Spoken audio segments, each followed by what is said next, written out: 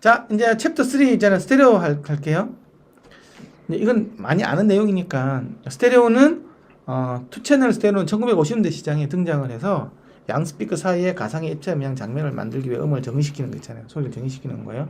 그래서 아까 사인 코사인 로를 가지고 일정 파워. 왜 일정 파워에 중요하냐 그러면 내가 소리를 내게서 이렇게 가지고 패닝 가지고 슉 이렇게 끌어주는데 소리가 크게 나가야 되면 안 되잖아요. 그래서 항상 파워가 일정하게끔 하기 위한 걸로 사인 코사인이 들어가고 사인 코사인은 파워가 일정해지니까. 스노우라는 사람이 정의한 건데 되게 유명한 학자예요. 바이노럴 장치는 청자에게 녹음의 장면을 전달하는 거지만 스테레오 장치는 청자의 방에 음원을 옮겨 놓는 이런 거다. 무슨 말인지 알겠어요? 소위 말해 무슨 말이냐고 하면 바이노럴은 그냥 녹음 장면 그 자체를 전달을 다 해요. 이어폰 헤드폰을 통해서 완벽하게. 하지만 스테레오 장치 같은 경우는 청자의 방에 음원을 옮겨놔. 음원만 옮겨놨고 있잖아요. 그 다음에 생기는 것들은 그 방이 알아서 하는 거예요. 다른 말로 무슨 말이냐고 하면 이제 이런 거지. 내가 좋을 콘서트홀에 갔어. 그쵸? 콘서트홀에 그 이걸 잘 이해 못하면 되게 많아요. 바이노럴 방식은 뭐냐? 뭐 음이 날라오고 조기 반사가 생기고 이렇게 후부자냥 막 이렇게 뭐 위에서 이렇게 오는 요런 전체적인 자양 느낌을 다 녹음을 해버리는 거지. 나의 아바타를 이용을 해서. 그쵸? 내 아바타로 녹음을 하고 아니면 내가 직접 녹음하고 한 걸 내가 들으면 되는 거 아니냐. 그러면 그냥 다 옮겨놓은 거잖아요. 그쵸? 그거에 반해서 스테레오는 뭐냐. 스테레오는 무대가 앞에 있잖아요. 그쵸? 그러면 그 앞에 있는 무대에 대한 그만 옮기는 거예요. 느낌. 근데 그것도 가상 패닝이 되는 방식에 의해서 미웃기는 거지. 실제로 헛개비 상인데 그것밖에 안 됐으니까 옛날에 스피커 2개 가지고. 그럼 이게 측면 반사, 후면 반사, 뭐 위에서 오는 이런 클라우드 반사 뭐 이런 것들을 어떻게 하냐? 그거는 네 방에 있잖아요. 네가 듣는 방에 해결해 줘야 되는 거야. 그거는 유사하게. 그러니까 100%는 깔 수 없지. 하지만 왜 10억짜리 스피커 쓰면서 방을 신경 그것도 맞은 거지. 네, 맞아. 그러니까 측면은 내줄 수 없어. 스테레오에서는 후보는 못 내줘. 그거는 네 방인 네가 방을 확산판도 달고 이런 식으로 해서 풀라라는 얘기예요. 그러니까 그게 완전히 다른 거야. 그러니까 스테레오는 그 전면 무대만 옮겨주겠다라는 거야. 청자의 방으로 옮겨줄 테니 청자의 방이 앞에 있는 양 스피커 사이 이외에 다른 부분은 이 방에다 알아서 해주세요. 이제 이 원리. 그래서 스테레오를 잘 들으려면 방이 좋아야 되는데 그러면 옷이 뭐 방 환경이 다 다르지 않습니까? 그건 어쩔 수 없어. 그러면 내가 잔향 가변을 해야 돼. 그렇죠? 내가 락 음악 콘서트장이다. 그러면 있잖아요. 진짜 그렇게 해야 돼. 락 음악을 듣잖아요. 그러면 방을 360도 좀 더 대다하게 할수록 진짜 막 뿜어 나오는 이게 느껴져. 락 콘서트장인데 있잖아요. 막 확산이 되고 이렇게 하면 재미없어. 그런데 클래식 음악을 듣잖아요. 그러면 이게 이 확산 장치가 없으면 또 재미가 없어. 또 팝 음악을 들을 때는 적당한 초기 반사음이 많을수록 훨씬 더 팝 음악 듣기 좋아요. 그래서 진짜 그 버튼 뽕 누르면 있잖아요. 옆에 있는 확산제가 흡음제가 싹 바뀌는 게 있잖아. 이렇게 턴테이블 가지고 윙 돌려주면 있잖아요. 흡음제가 나왔다 윙 돌려 확산이 나온. 예, 그런 거 있어요. 한 1억 정도 되면 집에 만들 수 있어요. 1억은 뭐 얼마 안 되니까요. 이렇게 윙윙 돌려주면 또 옆에만 이렇게 확산시키고 뒤에 흡음제라고 여러 가지 내가 모드를 해가지고 뽕뽕뽕뽕 누르면 있잖아요. 샥샥 이렇게 돌아가는 게 있어요. 원으로 돼 있는데 이쪽은 반사, 이쪽 흡음제로 돼 있는 거예요. 쭉 돌아갈 거잖아요. 그냥 드라이하게 한 다음에 이수영 교수 불러서 그냥 잔향 가변 시스템 딱 하면 돼요. 10억밖에 그건 10억밖에 안 되니까 뭐 얼마 안 하잖아요. 우리 그 정도로 있잖아요. 어찌됐든 뭐 그 스피커로 풀든 물리적으로 풀든 뭐 그런 게 있어요. 이 블룸레인의 페이턴트가 사실은 스테레오 녹음에 제일 기초가 되고 블룸라인입니다. 블룸라인. 독일 이름이기 때문에 죄송합니다. 알겠습니다. 그런 거 알려주면 좋지. 블룸라인이요 뜻이 뭐냐면 블룸에가 끝꽃이거든요. 라인이라는 거는 애칭이에요. 그러니까 꽃을 이쁘게 부르는 되게 특이한 이름이에요. 블룸라인. 그러니까 현대 투채널 스테레오 녹음하고 재생의 토대를 구축한 사람이고 1933년도에 특허를 내가지고 있잖아요. 음원에 대한 위상 및 크기 정보를 2개의 지향성 마이크로폰으로서 수음하고 이를 2개의 스피커로 재생해. 이게 우리가 아는 블룸라인 스테레오 그거예요? 예, 기본적으로는 그거예요. 근데 이제 그거는 이제 바이 다이렉셔널 2개를 쓰는 거잖아요. 네. 근데 이게 이걸 이제 3차원 버전으로 하면 이제 앰비소닉이 되고 막 그래요. 앰비소닉 1차가 되고 막 그래요. 그러니까 제일 처음에 이제 이런 아이디어를 낸 거지. 예. 자, 이제 모노부터 시작을 해볼게요. 모노 시스템하고 디스턴스 로케이션 있잖아요. 모노 시스템인데 거리 음성 정의가 된다라는 거잖아요. 모노 시스템은 기본적으로는 어느 공연지 옆에 아치 공연장이 있는 거예요. 병행자 구멍을 하나 내놨어. 그럼 소리가 나올 거잖아요. 그게 모노 시스템이에요. 그렇죠. 그러면 그 구멍에서 이렇게 들고 있으면 얘가 듣는 거잖아요. 구멍을 통해서 저쪽 공연장을 듣는 거잖아요. 그거 했다고 저쪽에 악기 사이 거리를 알 수 있을까요? 없을까? 악기 사이 거리를 알 수 있다라는 거 어느 정도는. 적어도 이 악기랑 가까이 있고 멀리 있는 걸 알 수 있다라는 거예요. 그래서 그 모노라 그래가지고 전혀 공간감하고 그런 것들이 없는 건 아니라는 거지. 그 단일 마이크로 녹음을 하면 방향 정보는 사라지겠죠, 그렇죠? 그냥 단순히 그냥 그 무지향이나 단일 예스 마이크로 하나만 사용한다 그러면 하지만 벽 반사라든지 잔향이라든지 위치에 따른 스펙트럼의 정보와 같은 충분한 공간 정보를 통해서 우리가 깊이감이나 공간을 조금 알 수가 있는 거예요. 그래서 음색 조절을 통해서 근거리, 원거리, 음원 정보 표현도 가능한 거고 좀 멀리 있는 소리는 고요파이트 줄이는 거 있잖아요. 이런 걸 통해서. 그래서 초기 반상과 잔향을 통해서 녹음된 공간의 음향 상태 및 공간의 크기에 대한 전달은 가능하다는 거죠. 그러니까 제일 큰 장점이 뭐냐? 스위스팟이 굉장히 넓다라는 거예요. 뭐 스위스팟이 들리는 공간 전체가 다 스위스팟이라는 구멍 하나밖에 없으니까. 이거 그렇게 뭐 나쁘다고 할 수는 없어요. 지금도 뭐 모노 좋아하는 사람이 있어요. 그리고 우리가 듣는 지금 스피커로 듣는 사운드의 한 70% 이상은 모노예요. 그래서 여러분들이 착각을 하는데 스테레오 5.1 많은 거 5.1자는 거의 없고요. 스테레오가 한 20% 넘게 지금 다 모노예요. 왜냐면 지금 AI 스피커 다 모노거든요. 그래서 그 모노 완성이 굉장히 중요해요. 제가 개인적으로 생각할 때. 왜냐하면 요즘에는 소리가 이상하게 바뀌어가지고 있잖아요. 그냥 이 스피커 하나만 다 들어 하나만. 그러니까 스테레오 스피커인데 블루투스 스피커들은 모노예요. 조그마니까 예. 그러니까 완전히 모노로 합쳐져서 나오잖아요. 예, 거의 아예 AI 스피커 있잖아요. 지금 그 AI 스피커가 지금 가정용 스피커를 다 먹어버렸거든요. 그건 아예 모노예요. 한 개만 가지고 밑으로 봐 이렇게 쫙. 다 모노 썸을 해가지고 내거든요. 그래서 그때 이상하게 들리면 그 골치 아파. 그래서 내가 뭐 이머시브를 하든 5.1 채널을 하든 스테레오를 하든 간에 모노 완성은 무조건 돼야 돼요. 요즘 사실은 음악 엔지니어들은 그렇게 생각을 안 해왔거든요. 왜 지금까지도 누가 모노로 듣냐. 그런데 저도 그런 블루투스 스피커 생각하니까 아차 싶더라고요. 예, 예. 그 나도 뭐 저기 여기 조그만 거 하나 있는데 이거 봐봐. 그 조그만 하나 있지. 예. 이건 모노예요, 모노. 그러니까 그 안에서 스피커가 따로 있더라도 아니야. 우리 귀에 그거는 의미가 없어요. 모노가 된다. 그 XY밖에 들어있냐고. 그런 것도 없어요. 이게 지향성은 마이크만큼 만들어지는 게 아니기 때문에. 그러니까 우리가 뭐 실제로 어디 가더라도 길거리 듣는 것들도 모노잖아요. 확성 방송 나오면 또 모노잖아요. 그 스테레오로 어떻게 들어? 스위스팟이 어디 있어? 그게 길거리 들어가면서 듣는 것들. 버스 들을 때도 한쪽만 나오는 거잖아요. ASP가 다 모노거든요. 근데 오히려 그걸 좀 생각을 좀 많이 하셔야 된다는 거지. 그 뭐지? 엄청 비싼 스피커 중에 무지향성 스피커 있잖아요. MPL 같은 거. 그거 이제 두께 갖다 놓고 막 쓰고 하는데 그게 막 자랑하는 게 뭐지? 스위스팟 넓다를 엄청 많이 자랑하는데 실제로 그런 거예요? 그런. 그치. 모노 같으면 스위스팟이 아까 무한정이라고 그랬잖아요. 여기서 무지향성 스피커라고 무지향성 모노를 스피커를 얘기하는 건 아니에요. 그러니까 두 개를 쓴 게. 그러니까 무지향성이 그러니까 이게 이해하셔야 될 게 스피커 두 개가 있잖아요. 무지향성이잖아요, 그렇죠? 스위스팟은 좁으면 좁을수록 넓어져요. 스위스팟은. 보세요. 시간차가 멀리 있으면 시간차가 내가 조금 전에도 시간차 커지잖아요, 그렇죠? 두 개 딱 붙어 있어 그러면 시간차가 안 생기거든요. 그게 절대적으로 넓어져요. 스위스팟은. 근데 무대가 뭐 무대가 얘를 위반했잖아요. 얘가 무대가 얼마나밖에 안 된다고. 그러니까 거기서는 그 자기의 약점을 강점처럼 이야기하는 거지. 그럼 무대가 이렇게 좁아지는데 뭐? 그건 누가 몰라? 그러면 LR 스피커 다 붙여놓으면 내가 이 스위스팟 엄청 넓어져요. 그거는 약간 다른 얘기라고.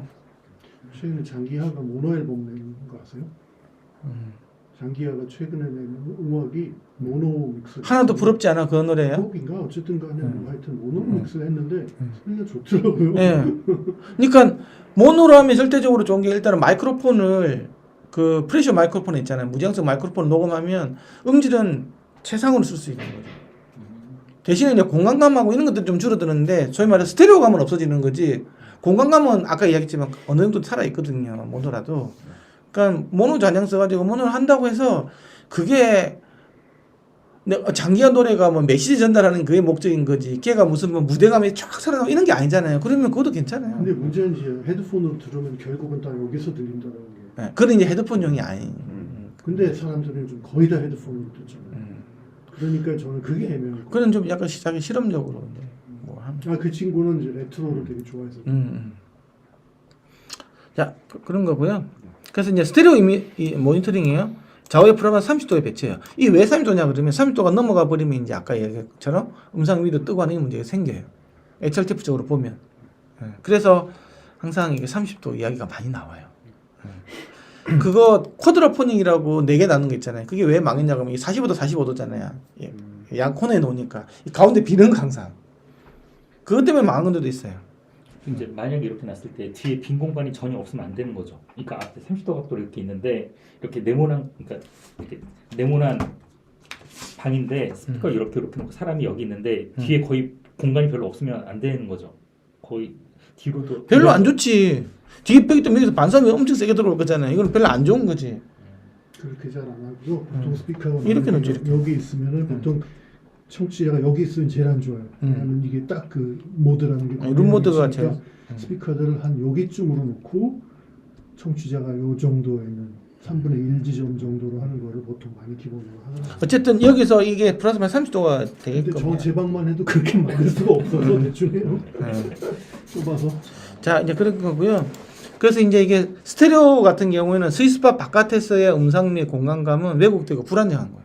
이게 이제 제일 큰 거지. 내가 딱 정상적인 꼭지점이 있으면 되는데, 그래서 벗어나면 음상하고 공간감이 막 왜곡되고 불안정해 가는 거예요. 언스테이블해진다는 거죠. 그러니까 작은 머리에 회전해도 정의가 음수의 공간이 확 달라져요. 스테레오는 그런 거라는 거지. 그래서 스테레오 이미지는 그 스피커의 방사 특성, 스피커의 주파수 응답, 그 다음에 지향각에 따라 토잉 시키는 거 아닌가 정면을 보느냐, 그 다음에 스피커의 간격의 영향을 되게 많이 받아요. 그리고 정치 공간의 사이즈, 디자인, 그 다음에 음향 처리가 스테레오 이미지에 크게 영향을 미친다. 그 다음에 저주파수 응답의 공감에 큰 영향을 미치고 스피커 배치 위치 또한 엄청나게 중요하다라는 거지. 그러니까 뭐 이게 다 아는 얘기니까 넘어가고. 아마 정치실 룸 모드, 초기 반사음하고 잔향이 원음인지 아니면 원음의 대전의 성분인지 구분하기 되게 어렵다. 그러니까 원음을 모르면 있잖아요. 이 원래 이게 이 소리는지 그걸 알 수가 없는 거예요. 이게 뭐 그러니까 이제 이런 거거든.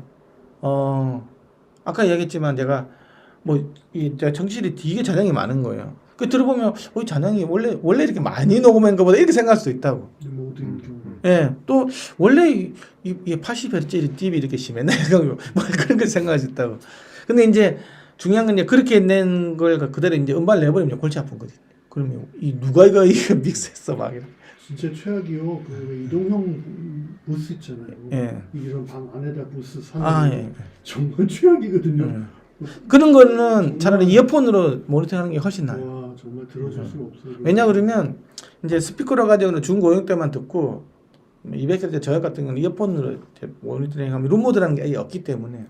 그래서 항상 그 이제 듣고 이게 모니터링 하고 나서 내가 내 룸 이동형일 때가 내 룸에 대한 자신이 없잖아요, 그렇죠? 당연히 그게 이상하거든.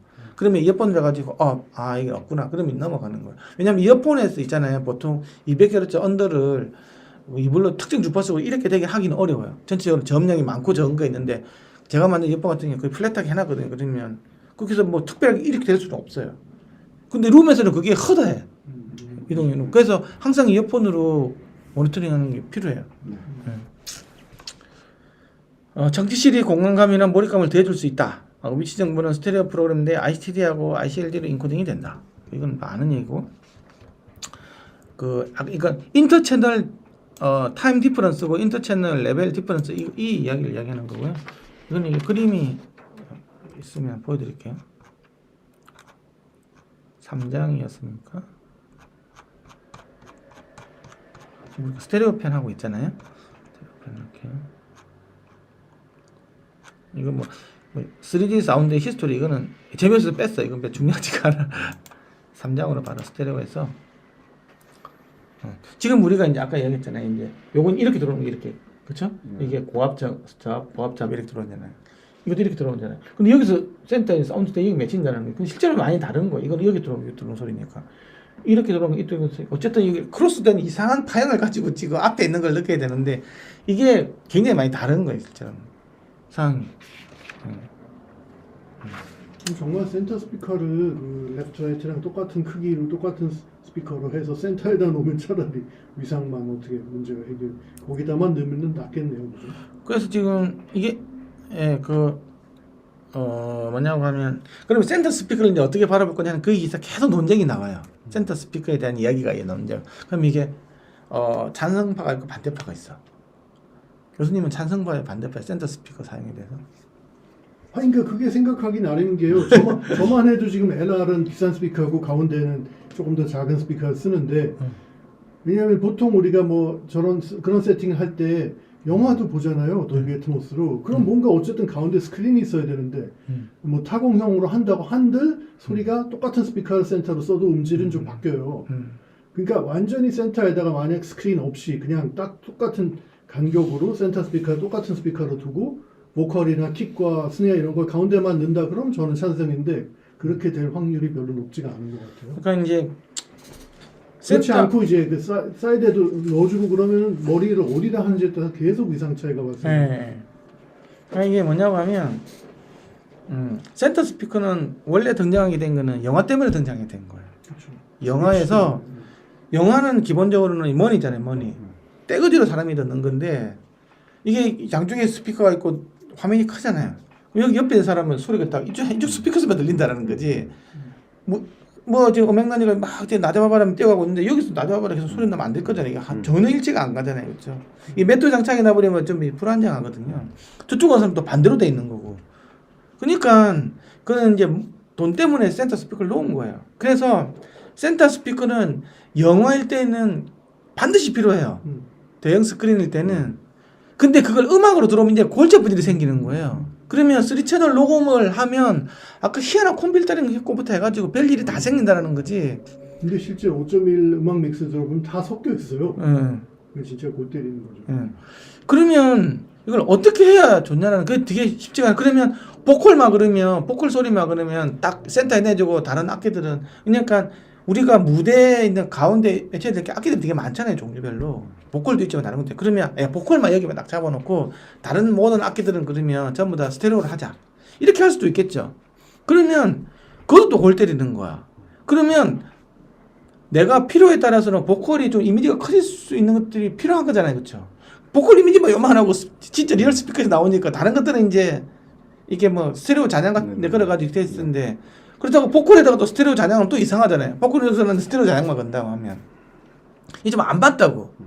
그래서 그 반대파는 야 이거 필요 없어. 음악 할 때는 쓰지 마. 쓰지 말고 전부 다 보컬부터 해가지고 왜냐하면 보컬에도 잔향이 들어가야 되잖아요. 그렇죠? 잔향이 당연히 스테레오 잔향 쓸 거잖아요. 그러면 이게 이질감도 좋고 하기 때문에 그렇게 해서 쓰죠. 그리고 내가 집에서 듣는데 뭐 우리가 뭐 떼거지로 듣는 거 아니지 않니? 공연장에서는 어쩔 수 없이 그렇게 한다고 하지만 음반까지 무슨 센터 채널을 갖다가 음악을 할 필요는 없어. 그러다 보니까 지금의 그 최근에 뭐한 4-5시간 동안 그 미국의 제일 잘 나가는 돌비 애트모스 믹싱 엔지니어들이 회의를 한 게 있어요. 줌 회의를 한 게. 네네. 거기서 많이들 얘기 나오는 게 원래는 돌비는 뭐라고 추천을 했냐면은 모든 스피커들 같은 스피커 쓰고 그렇게 하기 때문에 다 큰 거 쓰고 그러니까 예를 들어서 킥 같은 거를 LFE에다 안 넣어도 된다. 1.1에다 안 넣어도 된다라는 얘기 처음에는 했었다라는 거예요. 그렇지만은 실제로 그러니까 원래 왜냐면 LFE는 저음이 아니라 이펙트잖아요. 원래는 영화에서는 로우 프리퀀시 이펙트잖아요. 그러니까 그렇게 처음엔 얘기를 했대요. 그렇지만 실제로는 대부분의 사람들이 이 스피커들이 큰 걸 안 쓰니까 그걸 안 써주면 킥 소리가 너무 힘이 없다라는 거예요. 그러니까 그걸 넣어줄 수밖에 없다. 왜 넣는다? 우린 넣는다. 그러다 보니까 그런 식으로 이렇게 그러니까 생각을 하고 그러니까 우리는 어차피 여태까지 스테레오 믹싱을 해왔던 엔지니어들이니까 프론트, 레프트, 라이트는 좀 더 큰 걸 써야 되는 게 맞다라고 지금 다들 얘기를 하는 거예요. 네, 맞아요. 그래서 같은 제너럴을 쓰더라도 큰 거를 앞에다 레프트, 라이트를 두고 맞아요. 나머지 스피커는 그거보다 작은 거를 써요. 네, 맞아요. 그러니까 이게 돌비가 처음에 얘기했던 거랑 계속 달라지고 있어요. 아, 음악적으로 가면. 예, 그러니까 그 음악적으로 가면 그렇다는 거지. 네. 왜냐하면 아까 LFE 말씀드린 LFE는 음악에서 킥드럼 표현하려고 만드는 게 아니에요. 근데 지금 그렇게 해요. 예, 처음에 만들 때는 대포 소리나 네네. 뭐 우르릉 우르릉 거리 지진 소리 이런 거 네, 영화에서 네. 효과 체계에 위한 이는 근데 이펙트 채널이었다고.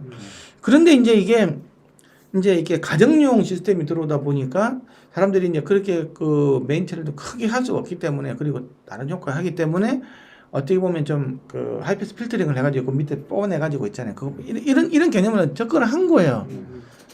그러면 이제 나중에 이거 뭐 그 얘기도 나오니까 뭐 나중에 나오는 얘기인데 그 나중에 이야기할게. 이거 LFP 부분이 있어요. 예. 잠깐만 예. 예, 가서 이거 보세요. 면접이 예예. 차에서 접속하세요. 잘 숙소가서. 아니 그러면 나중에 그 방에 있는데 혹시 방에 들어갔습니다. 혹시 나중에 들어오셔서 그럼 지금 안 보이는 건가요? 예. 아직 혹시 녹화하고 계신 나중에 좀 부탁드릴게요. 그러면. 예, 그래요. 제가 다시 보낼게요. 예. 그다음에 이제 가상 사운드 이미지인데 가상 사운드 이미지 같은 경우에는 가상 음원은 점 음원 혹은 음이 확산된 형태로 인지가 되는 거지. 그 가상 음성은 덜 명확하고 있잖아요. 양계에 도달하는 시감의 크기가 동일하지 않으면 가상 음성이 불안정하고 예. 제가 보냈어요. 예. 포커싱이 되지 않는다. 그래서 이게 보면 있잖아요. 이제 이런 거. 이게 가운데 있을 때는 그래도 팬텀이 좀 잡혀. 잡히는 조금만 가면 이제 다 움직이게 된다는 거지. 예. 그런데 센터 스피커가 있으면 있잖아. 팬텀이 잘 잡혀요. 내가 전력 1로 간다 하더라도 조금만 이렇게 이동되지만 인형 잡힌다는 거지. 좀 더 중심이 잡히고. 예. 근데 이제 뭐 이런 어떤 좋은 장점이 있는데 반해서 이게 그럼 여기에 맞는 녹음 방식 재생 이런 게 스피커가 많아지면 많아질수록 있잖아요. 이게 왜 어려워지냐고 하면 분명히 음은 하나였잖아요. 그렇죠? 뭐 복근에도 뭐 하나 있잖아. 근데 그 하나가 어쨌든 공간에서 막 이렇게 들어오는 걸 가지고 마이크로폰이 여러 개 넣으면 이게 뭐 시간차 어쨌든 크기 차에서 들어오는 거잖아. 그럼 시간차 크게 돌아가도 시간차 크게 들어오면 그대로 그냥 재생해주면 되는데 귀에서 다시 될 때는 다시 서밍이 돼버리는 거예요. 그렇죠? 모든 스피커가. 그럼 또 시간차가 또 생기면 컴퓨터가 걸려버리는 거지. 그게 이제 굉장히 어려워지는 거죠. 그러니까 이게 그 생각만큼 이게 뭐 좋은 점도 있지만 이게 그 표현하고 실제로 그걸 구현하는 건 또 약간 다른 얘기이기 때문에 이게 되게 많이 어려워지는 거예요. 지금 그 이야기 하고 있어요. LCR 이제 스테레오인데 이제 센터가 들어간 거예요, 그렇죠? 센터 스피커를 더하면 스테레오 이미지의 중심 부분에서의 안정성이 크게 향상이 된다. 좋은 거예요, 그렇죠? 정치형이 그래 넓을 때 주로 사용을 한다. 영화 같은 데서 그렇죠? 영화에서 모든 정치자에게 대사 및 스크린 위 사운드가 중앙에 맺히게 한다. 그렇죠? 이게 좋은 거예요. 음성을 센터로 보내고 다른 스테레오 음악은 양 스피커로 내보낸다. 그렇죠? 아까 이야기했잖아요. 근데 음악의 센터에도 항상 들어가 있어요. 그렇지. 그 음악의 경우에도 중앙 음상 정의 안정성을 위해서 사용이 사용됨이 두 번에 사용이 된다는 거지. 그런데 이게 그냥 이게 다이렉트 사운드만 있는 게 아니고 그러면 이제 이펙트 같은 거 스테레오 이펙트 같은 거 넣을 때 뭐가 더 존재되었었는데 또 말이 좀 많은 거죠. 그러니까 나중에 그 이야기 나와요. 그래서 뭐 미들 사이드 스테레오가 있는 거예요. 그러니까 스테레오 프로그램을 미드 사이드 쌍으로 저장이 가능하다. 이제 소위 말해서 MS로 저장을 하는 거예요, 그렇죠? 미드 신호는 무대 중앙을 향하는 단일 지향성 마이크 혹은 좌우 스테레오 프로그램을 정기적으로 합쳐서 사용 가능하고, 사이드 신호는 측면으로 향하고 무대 중앙 쪽은 너를 가진 양향성 마이크로폰 신호를 사용하거나 아니면 스테레오 차이 신호를 정기적으로 만드는 방식이겠죠, 그렇죠? 스테레오 신호 차이 성분은 정면 후면에서 도달하는 신호를 효과적으로 상쇄시킨다. 그래서 차이 신호는 이제 측면 에너지를 갖다 보관할 수 있는, 측면 온단 말은 결국은 차이 신호인 거고, 차이 신호는 그때 아까 양의 상관계수가 적은 그 시그널을 이야기하는 거예요. 투채널 XY 스테레오 신호는 MS 스테레오로 변환이 가능하고, 미드 신호는 좌우 신호를 더하고, 사이드 신호는 오른쪽 신호의 극성을 바꿔서 왼쪽에 서로 더해줘 버리면 되겠죠. 극성을 바꿔줘서 이렇게 하면서 만들어줄 수 있는 거예요. 미드와 사이드 신호의 상대적 크기를 조절해서 스테레오 무대 넓이를 조절을 가능한 거예요. 이건 아니고 구작업할 때 굉장히 좋은 건데 제가 자유도를 하나도 없는 거니까 그때그때 따라서 이런 걸 가지고 주밍 효과도 가능해요. M하고 S 해가지고 M을 크게 해주면 줌이 당기는 효과가 있고 S를 크게 해주면 멀어지는 효과가 있거든요. 그래서 요새 폰 같은 거 보면 이렇게 쭉 당기고 있는 거 할 때 다 이런 거 있어요. MS 같은 이런 기법을 쓰는 거예요. 이론적으로는 정확히 알고 있는데 항상 저는 누가 이거 처음에 생각해냈을까 항상 되게 신기해요. 어떻게 이런 아이디어를 예. 박사님은 이거 별거 아니시죠? 아니죠, 뭐 그런 거 너무 대단한 거죠. 나는 아까 그 블라우트 사람이 스피커 기록기를 놓고 음색이 다 나서 그거 뭐 실험해 보면 되는 거잖아요. 근데 그건 뭐 나는 대단하다고 보거든. 그런 발견을 냈다라는 게 물론 자기가 발명을 한 게 아니라 발견을 한 거잖아요. 그 발견도 대단한 거잖아요. 그런 실험을 왜 했을까에 대해서 좀 음향 이거 보면서 그런 거 되게 아주 저 사람 진짜 대단하다 이런 거 되게 많아요. 네. 특히 사이코 어쿠스틱 같은 경우에는 정말 설명하기 어려운 부분들도 많아요. 그 쯔이커 교수 있잖아요. 쯔이커 교수 혹시 아세요? 쯔이커 교수가 이제 그거 그냥 보니 베를린 공대인가 뭐 아마 그쪽일 거야. 스피커? 쯔이커. 쯔이커 교수가 사이코 어쿠스틱이라는 책을 썼는데 그냥 보니 돌아가신 지 오래됐죠.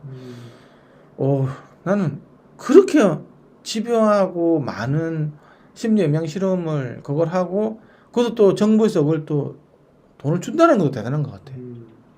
ZWICKER이에요. 쯔이커. 이버하트 스피커. 네. 그게 참 우리나라하고 다른 거죠. 자, 다음은 페이즈 코릴레이션 아까 미터링 아까 교수님 이야기한 거 페이즈 위상 있잖아요. 위상 상관 미터기인데 위상은 사인파에서 2개 이상의 오디오 신호 시간 상관계수를 나타낸다. 복합음의 경우 군지연으로 나타나는데 동일 신호의 경우는 1이고 무상할 때 0이 되는 거지. 근데 위상이 뒤집힌 관계에 가까울수록 마이너스 1에 가까운 값이 나오겠죠. 그렇죠? 그래서 이게 페이즈 콜레이션 미터를 보면서 마이너스가 나오면 절대 안 돼요. 그거는 뭔가 한쪽이 뭔가 뒤집힌 게 있는 거거든. 그러니까 소위 말해서 이제 0과 1로 갈 수는 있겠지만 마이너스로 간다라면 뭔가 뒤집혔기 때문에 그렇게 돼버리면 캔슬이 생길 수 있고 소리가 줄어들기 때문에 안 가야 되거든요. 실카 교수는 뮌헨 공대. 민행 공대요? 위상관계는 두 신호가 얼마나 동일상인지 역이상인지 얼마나 유사한지 얼마나 연관이 되어 있는지를 나타내는 거예요. 그러니까 이거는 굉장히 중요한 것 같아요. 위상상관 미터기를 통해서 나타내는데 1의 경우 듀얼 모노 0.5일 경우 좌우 신호가 섞여서 팬텀 센터 이미지를 나타낸다. 혹시 그거 영어로 뭐예요? 위상 상관 미터기? 페이즈 코릴레이션 미터. 그 우리가 보통 쓰는 게 그것도 뭐 0의 경우에는 상호 연관이 적은 넓은 스테레오 이미지를 나타내고 여기가 거기가 2개를 분리된다 그랬잖아요. 그렇죠? 서로 다른 신호를 반대 채널의 패널 완전 하드 패닝 있잖아요. 그렇게 보이면 0은 되겠죠. 그렇죠? 양 채널 신호가 너무 다른 경우 스테레오 이미지의 중앙에 구멍이 생긴다. 그게 홀 인 더 미들이라고 얘기했고요.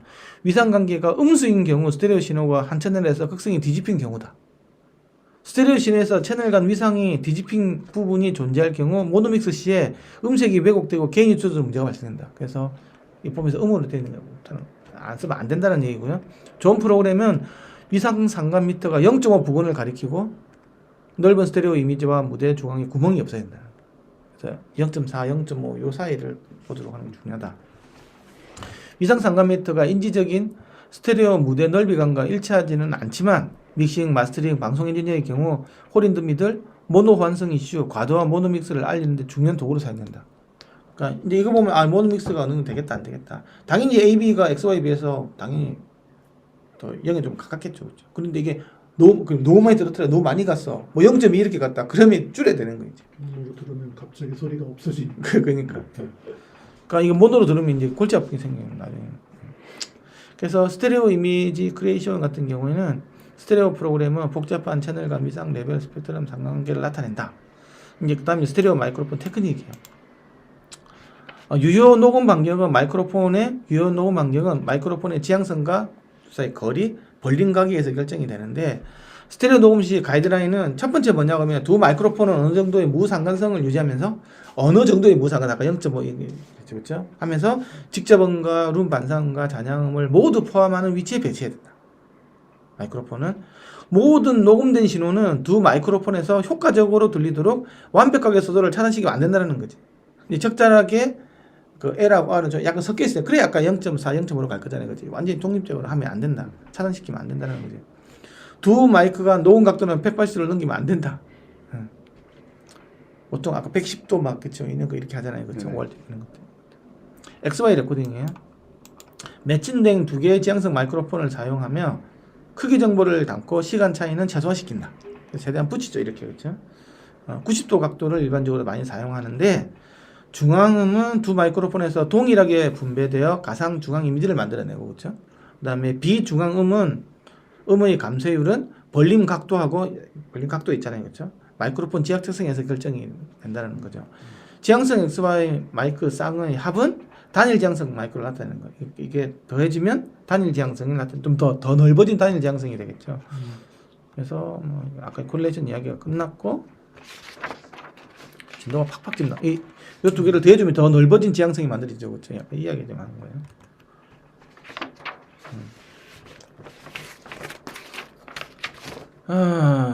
하고 그다음에 이거 했고, 근데 XY 녹음 기술을 모노 다운 믹스 시 콤필터링 효과는 없어지고 중앙 정보는 과장되어 중앙 무대가 약간 더 가까워지는 효과가 있다. 그러니까 두 배로 커지기 때문에 그런 거죠, 그렇죠? 모노 믹스를 시키면 그 MS 리코딩인데 MS 녹음은 또 다른 크기차 녹음 방식. 왜냐하면 무장하고 양장을 한 지점에 놓기 때문에, 그렇죠? 그것도 크기차 방식인 거예요. 무대 중앙을 향하고 있는 지향성 그 미드 마이크하고 90도 측면을 보는 양지향성 마이크로폰으로 구성된다. 이거는 이제 무지향성, 양지향성을 해도 되는데 이거는 이제 지향성을 이렇게 무대 쪽을 보고 이렇게 이건 한다고 돼 있어요. 미드 마이크는 이제 그림으로 보면 요거죠, 그렇죠? 이게 단일 지향성하고 양지향성 두 개를 보는 거잖아요. 이걸 가지고 이렇게 이거 X하고 Y로 바꿔줄 수 있겠죠, 그렇죠? 이걸 더해주면 이렇게 갈 거고 빼주면 이렇게 갈 거고 이런 식으로 해가지고 미드 마이크는 일반적으로 단일 지향성을 사용하지만 무지향성을 포함한 다양한 마이크로 사용이 가능하다는 필요에 따라서 사이드 마이크는 어떤 경우에도 양지향성을 사용해야 된다. MS 매트리스를 사용해서 사이드 신호 레벨을 조절하여 원하는 스테레오 넓이를 갈 수 있다. S 양을 좀 더 커지면 더 각도가 더 많이 벌어진 것처럼 이렇게, 그렇죠? 더 많이 벌어진 것처럼 이게 가능한. 그게 어느 정도까지 올릴 수 있었었죠? 까먹었는데 옛날에 배웠었던 것 같은데. 1대1까지 됐었나요, 원래? 그건 정확하게 잘 모르겠는데 1대1은 충분히 될 것 같은데. 그러니까 1대1을 넘어서서 사이드가 더 커지면은 좀 이상한 이상 그림이. 그렇죠, 그렇죠. 아까 얘기했지만 S가 더 커지면 콜레이션 값이 더 떨어지거든요. 그렇죠. 예. 근데 이제 그렇게 돼버리면 뭐 나중에 이제 모노 호환성에도 문제가 생기고 여러 가지 몇 개 생길 텐데 그런 것들은 교수님하고 이소영 교수님 알려주세요. 아무리 커도 모노 호환성은 안 생기죠. 모노 누르면 어쨌든 양쪽이 상쇄되니까. 맞아. 그거는 사이즈 정보는 무조건 빠지게 돼 있으니까. 그 정도는 저희 레코딩 엔지니어 그죠? 저희 그 정도는 알죠. 나는 책으로 배웠기 때문에 그래요. 만약 디코딩된 그래서 이거 책으로 배우면 이게 순 반쪽짜리 이거 학자가 되는 거야 이게. 모든 이론을 배우면 이게 진짜 훌륭한 엔지니어는 머리가 몸을 따라가는 거거든. 너무 많이 예를 들면 스피커를 내가 뭐 한 100통, 200통 만들고 나면 다 알 거잖아. 가르칠 때 너무 싫을 건데 책으로만 배우고 나면 이게 한 몇 달 정도 지나고 나면 이게 다 까먹는 거예요. 반대로 저희는 또 아쉬운 게 블룸라인 같은 거 저는 이제 피아노 그랜드 피아노에 블룸라인 자주 쓰거든요. 이게 소리가 왜 이렇게 자연스러운지 이해를 못 하겠어요 저는. 소리가 되게 자연스러워요. 다른 마이킹보다 그러니까 항상 그렇진 않은데 거의 한 70% 정도는 굉장히 자연스러운 소리가 들어요. 근데 왜 도대체가 소리가 이렇게 녹음되는데 자연스럽게 되는지 그냥 공간 그냥 옴니로 녹음하는 거랑 뭐 그렇게 다르지. 하여튼 그거는 이거를 좀 해보고 싶은 마음이 좀 있긴 해요. 그거는 뭐 여러 가지를 내놓고 나서 같이 해가지고 비교해서 들어보면 되잖아요. 그게 전체적으로 다 공간 받아서 그러면 앞뒤로 다 받아지는 거기 때문에 그러지 않을까요? 근데 이제 어떤 때는 그렇게 그것도 있고 네. 컴필터링도 없고 그런 것들 같이 들어가. 그 DPA 마이크 좀 무지향성 같은 걸로 두 개를 했을 때 더 좋을 때도 있고요. 네네. 어떤 때는 근데 블룸라인이 더 예쁘게 들릴 때도 있어요. 근데 그것도 또 업라이트하고 아마 그거 그랜드하고 또 다르게 들릴 수도 있어요. 예. 되게 신기해요. 그리고 또 어떤 사람은 업라이트 같은 경우는 밑발 확 뜯어버리더라고. 요즘은 점점 그게 트렌드예요. 위에도 막 뜯어버리고 밑에도 뜯어버리고. 근데 도대체 내가 이번에 그 누구냐 그 콩쿠르 대상보다 조성진 다음 이번에 새로 하는 거 있었잖아요. 뭐 네. 대해서 내가 그 친구 진짜 만나봤거든요. 확 뜯어버리더라고요. 나는 그때는 이제 수상한 의전이니까 내가 그 애가 유명한지 몰랐지. 야, 너 왜 뜯냐 그거를. 그러니까 지가 잘 들어야 되는 거 지가. 밑에서 확 들어오니까 소리가. 이 막혀 있는 거잖아 원래는. 그렇죠. 밑에 예, 확 예. 뜯어버리고 이렇게. 지가 이렇게 막 서라운드적으로 자기는 서라운드적으로 듣는 거지. 그 피아노를 자기 스튜디오에서 쓰는 사람들은요 레코딩할 때 뚜껑을 없애요. 컴퓨터 생긴다고. 아, 왜냐면 뚜껑이라는 건 관객들을 위해서 만드는 거잖아요. 네. 이렇게 반사돼서. 아, 그렇죠, 그렇죠. 근데 그것 때문에 마이크 여기다 하면 이게 분명히 컴퓨터 그쵸, 그쵸. 생기는데 예, 예. 우리는 일반적으로 그렇게 녹음을 맨날 해왔어요. 근데 그 사람은 아예 떼어놓고 하더라고요. 어떤 사람들은. 근데 그 말이 또 되는 거죠. 그러니까 음색 왜곡을 없애는 거지. 우리가 말하는 뚜껑은 이제 밑에 있는 뚜껑, 업라이트에서 밑에 뚜껑 거예요. 니 좀 잘 친다 했는데 그 무슨 콩쿨 대회 가서 한 것도 이번에 엄청 크게 듣더라고. 1등 3등은 우리나라에서 했던. 깜짝 놀랐어. 그 예종 다니는 그 스페이스드 페어 이제 레코딩인데요. 시간차를 이용한 방식이겠죠. 작은 AB 구성은 16.5cm에서 30cm 정도 간격을 가지고 자연스러운 청각 범위 이내에서 ICT 들어가 있는데 이게 그러니까 작은 AB 16.5면 사람 기는 길이 되는 거죠. 3cm는 무슨 말이냐 그러면 여기서 이게 곡선 코스로 가면 3cm예요. 직선 코스로 가면 16.5cm고. 그러니까 사람이 갖고 있는 어떤 시간차하고 유사하게 뛰는 거죠. 요만큼 뛰거나 요만큼 뛰거나 이렇게. 이게 이제 나중에 보면 이게 나중에 OR 테이프가 이게 NOS로 가요. 작은 크기 차로 인해서 AB 구성은 순수한 시간차 녹음 기술로 간정이 된다. 1~2m AB 구성은 큰 시간차 및 크기 차를 이용한 녹음으로서 ICD하고 ICLD를 향상시켜 무대를 갖다가 넓혀준다. 이제 이렇게 가면 이제 너무 많이 가면 코릴레이션이 너무 많이 떨어질 수 있기 때문에 그런 것도 한번 체크도 해볼 필요가 있고요. AB 방식의 가장 큰 장점은 바로 난 항상 이야기하는데 고품질 무제한성 마이크로폰을 사용하기 때문에 이건 나중에 이야기하지만 무제한성 마이크로폰은 절대적으로 음질이 좋아요. 그 우리가 말하는 단일 지향성 마이크로폰 있잖아요. 특히 양지향성, 단일지향 이런 것들은 음질은 쉐시예요. 특히 저주파수로 가면 쉐시예요. 그런 그 내가 그 명강인 그 낸 유튜브 보면 마이크로폰 테크닉 동영상 가면 있는데 왜냐 그러면 모든 게 압력 방식으로 압력형 마이크로폰이 좋은 거거든요. 압력으로 반응하는 게 좋아요. 예. 근데 단일 지향성이라든지 양지향성 같은 압력 차 방식이에요. 그레디언트 터널로 들어오는 소리를 네. 그레디언트 차이를 가지고 하기 때문에 우리가 듣는 거와 완전히 다른 메커니즘이고 저역같이 이렇게 파장이 긴 녀석 같은 경우는 압력 차장치가 안 생기거든요. 그럼 인위적으로 막 부스트 해주고 막 이슬 해야 돼요. 그리고 막 경로차를 막 만들어가지고 단일지향을 만드는데 그거 쉐시예요. 우리가 보컬용 이런 것도 어쩔 수 없이 하는데 그것도 차라리 그냥 이렇게 그 리플렉터라서 이거 흠해가지고 있잖아. 좋은 데서 무장을 쓰고 훨씬 좋아. 그거 라이브에서는 못하니까. 라이브에서 못하는 걸 쓰는 거예요. 근데 녹음을 할 때는 무조건 무제한성 마이크로폰이 좋아요. 본질적으로 그래서 모든 계층용 마이크로폰 다 무제한성이에요. 근데 이제 문제는 저희 이제 팝음악 팝음악 레코딩에서는 네. 그렇게 하면 룸 소리가 너무 많이 예. 들어가니까. 아니 근데 내 말은 제어를 못해요. 예, 룸 트리트먼트가 된다고 녹음할 때 있네 이야기하는 아니 건데. 녹음실도 룸 트리트먼트는 다 돼 있잖아요.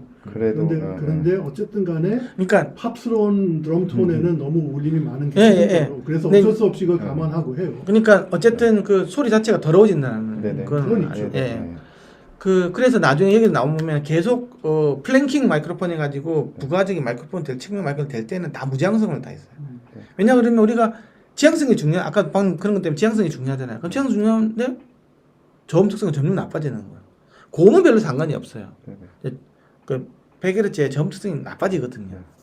우리 보컬 마이크로폰 아예 없애버리잖아요. 100Hz야. 그러니까 별로 상관이 없는데 그 내가 저역까지 들어오는 걸 한다고 할 때는 절대적으로 안 좋기 때문에 그래서 이제 그 항상 프랭크 마이크로폰 될 때는 좀 멀리 뛰어가지고 AB 방식을 딱 무지향성 많이 보태줘. 나는 그래야 계속 나와. 아니 근데 이제 재밌는 게 저만 해도 어릴 적부터 그렇게 배웠고 수십 년 동안 레코딩을 그렇게 해왔지만 저는 지금 한 2년 전부터 서경대에서 녹음 수업을 같이 하는데 네. 서경대는 홀이 되게 커요. 그러다 보니까 근데 거기서 수업을 하면서 계속 그 DPA 무지향성 그 4006인가 뭐 하여튼 그걸 같이 녹음을 해보는데 매번 놀래요.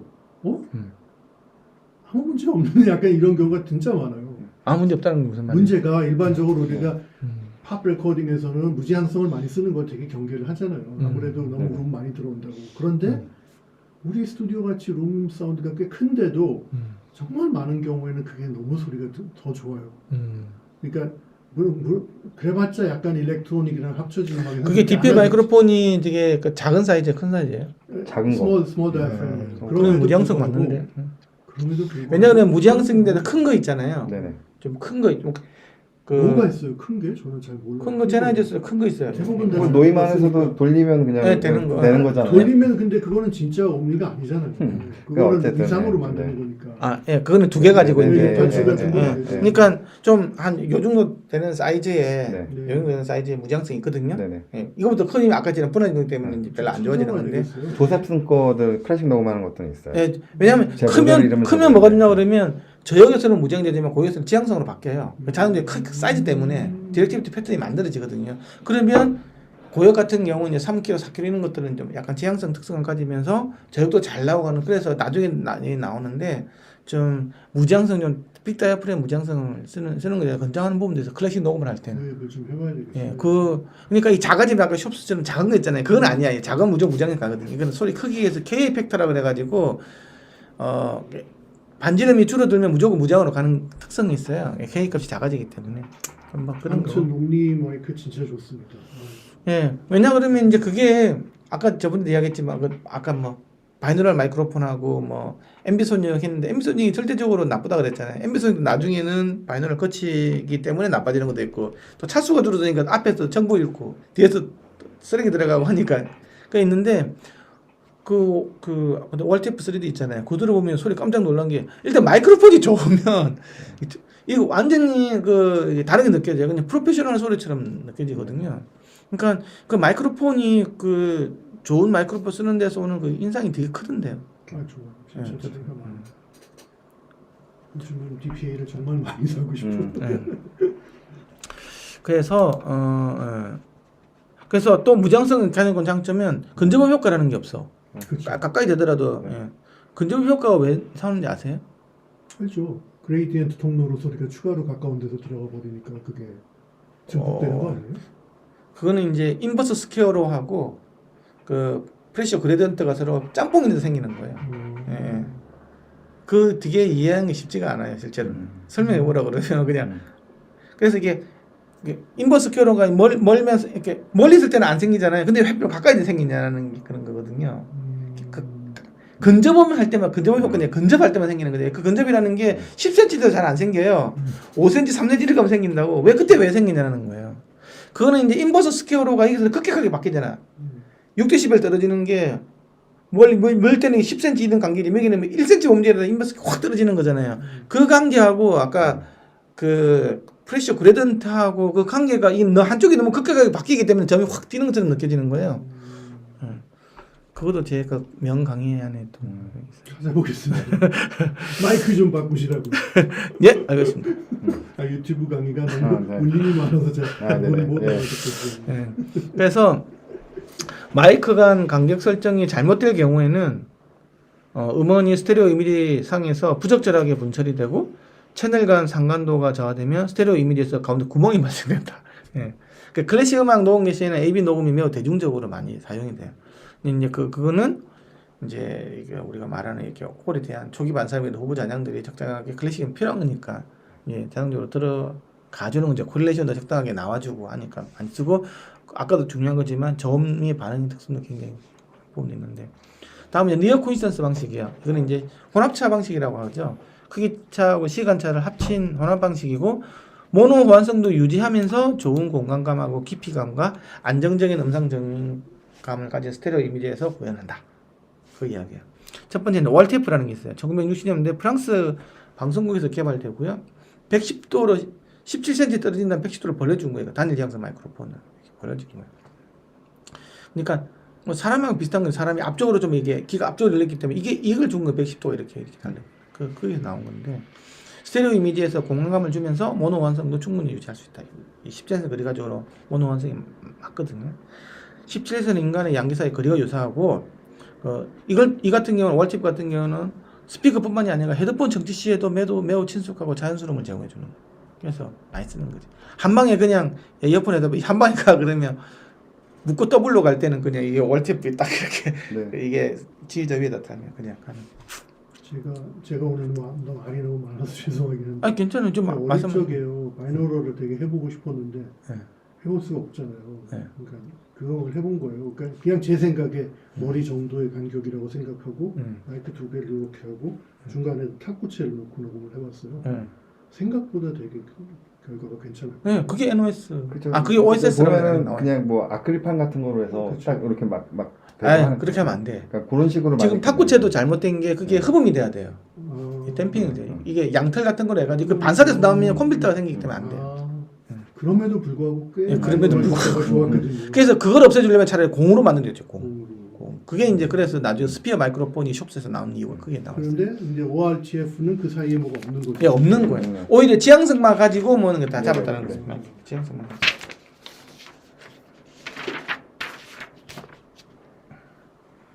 그래서 이제 그런 그림이 여기서 이제 이 나오죠. 이게 17cm 한 건 요 사이 그래 17cm고 3cm라는 말은 빙 둘러요 있잖아요. 예, 이 멀어지니까 각도는 90도로 줄어들고 110도에서 90도로. 이게 이제 NOS 방식이라는 거죠. 예. NOS는 네덜란드 애들이 만들었고요. 3cm 간격이고 90도 각도의 단일 지향성 마이크로폰을 사용했다. 30cm는 머리 주변을 둘러싼 경로 길이하고 월테프 유사하게 모노 원성을 유지하면서 자연스러운 청음을 제공한다. 그러니까 뭐 아이디어를 한번 내본 거죠. 그 다음에 어쿠스틱 배리어라는 방식이 있어요. 어쿠스틱 배리어. 이제 아까 이제 말씀하신 거 있잖아요. 이게 이제 스피어하고 OSS가 있어요. 네, 그게 이제 예, OSS가 뭐냐고 하면 이거 아까 탁구채 이야기하신 거 이거예요. 이게 탁구채 정도만 되고 30cm 배리예요. 훨씬 커야 돼요. 커야 되고 이게 흡음이 된다고 이렇게. 그러면 이렇게 하고 이렇게 생기잖아. 물론 뭐 옛날에는 생겨는 안 되겠지만 이런 게 생겨서 안 돼요. 그래서 이제 이게 갖다 OSS라고 그래요. 이거는 이제 그러면 여기서 막 어쨌든 반사가 생길 거잖아요. 고음에서 아무리 흡음하더라도 여기서 안 좋기 때문에 아 이거 문제가 있네. 그래서 이렇게 이제 공에다가 박는. 결국은 뭐 KU100 방향으로 가는. 예, 이게 이제 이제 이런 거예요. 그게 이제 스피어 마이크로폰이야. 혼합체를 이용한 스테레오 이미지에 마이크 사이에 음향판을 추가하여 향상을 시킨다. 무지향성 마이크 사이에 구형 음향판을 추가할 경우 인간의 청각 시스템과 유사한 자연스러운 양이 상관계수를 나타내어서 깊이감하고 공간감을 제공한다. 그렇죠? 구형 또는 디스크형 음향 반사판은 머리 음향 효과 있잖아요. 머리를 못 사는 거라고. 그러니까 디스크보다는 구형이 좀 더 머리 음향 효과에 더 가깝겠죠. 그렇죠? 구형 음향판에 웨이를 추가할 경우 고도 정보까지 간다. 그게 이제 바로 이제 K100이 되는 거지. 하지만 이 같은 경우는 이제 노치 필터링이 막 생기기 때문에 어쨌든 그걸 가지고 사람 방향을 위아래로 느끼는 거니까 이제 그래 가는 거야. 좀 더 가까이 가는 거야. 근데 이제 그러면 요거하고 이제 귓바퀴가 있는 버전으로 가면 완전히 달라져요. 이제 귓바퀴가 있는 곳은 이제 완전히 이제 이어폰 헤드폰 버전으로 가는 거고 얘는 어디까지 가능하냐 그러면 스피커 버전까지도 가능해요. 그래서 이거는 이 스피어 마이크로폰이라든지 이런 제클린 디스크 이거 제클린 디스크라고 그러고 OSS라고 그러는데 이런 거 같은 경우는 이제 그 서라운드 채널 녹음할 때도 많이 써요. 아까 영화 같은 거 서라운드 채널 있잖아요. 그래서 많이 쓴다고. 제클린 오랜만에 듣는다. 아 그래요? 어릴 적에.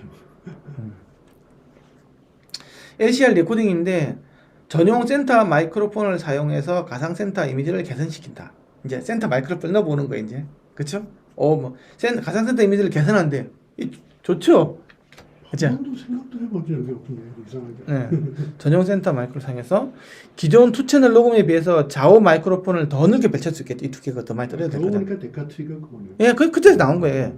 센터 채널 스피커를 사용할 경우 좌우 채널 스피커와 함께 통일된 파형 재생이 가능하다. 근데 이렇게 좋은 점도 있다라는 거죠. 좋게 생각을 하면. 그러면 당연히 LCR 스피커 배치가 될 때 LCR 마이크로폰으로 가면 좋겠네 해서 생각했겠죠. 그렇죠. 그래서 이제 데카트리가 나오기 시작하고 OCT하고 이런 게 나오기 시작한 거예요.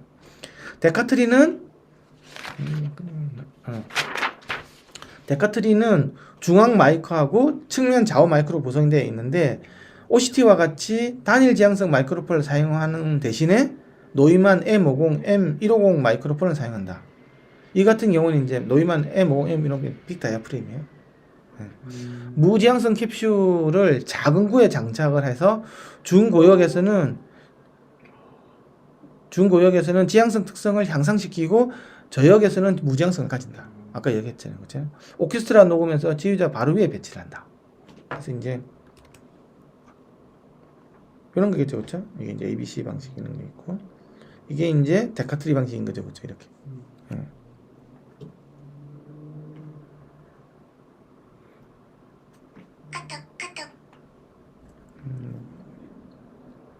제가 이제 준비를 해야 해서 남은 내용은 녹화본으로 듣겠습니다. 감사합니다. 그러세요? 와 지금까지 그렇게 해서 들으셨네.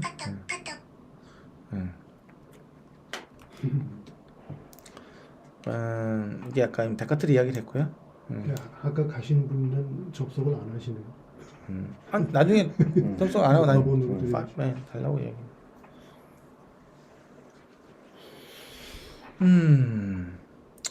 네, 이제 그 이야기가 있고 지금 요게 데카트리 맞죠, 그렇죠? 이렇게 한번 녹음 해보셨어요? 오케스트라까지는 안 해봐서 그렇게 녹음하는 것만이 봤죠. 드럼 녹음도 저렇게 캐피탈 스튜디오 그 알시미츠 저 특허잖아요. 그래서 네. 그 캐피탈 스튜디오에서 그러니까 왜 이게 이제 앞으로 이렇게 나오는지 알아요? 이렇게. 왜냐 그러면 이게 소위 말해서 이제 앞에 무대가 있으면 이렇게 하면 이쪽에서 이게 먼저 도달할 거잖아요. 이게 먼저 도달해 줘야 아까 선행음 효과 있다 그랬잖아요. 그렇죠? 이쪽에서 정확하게 이제 중앙에 딱 잡아주는 거죠.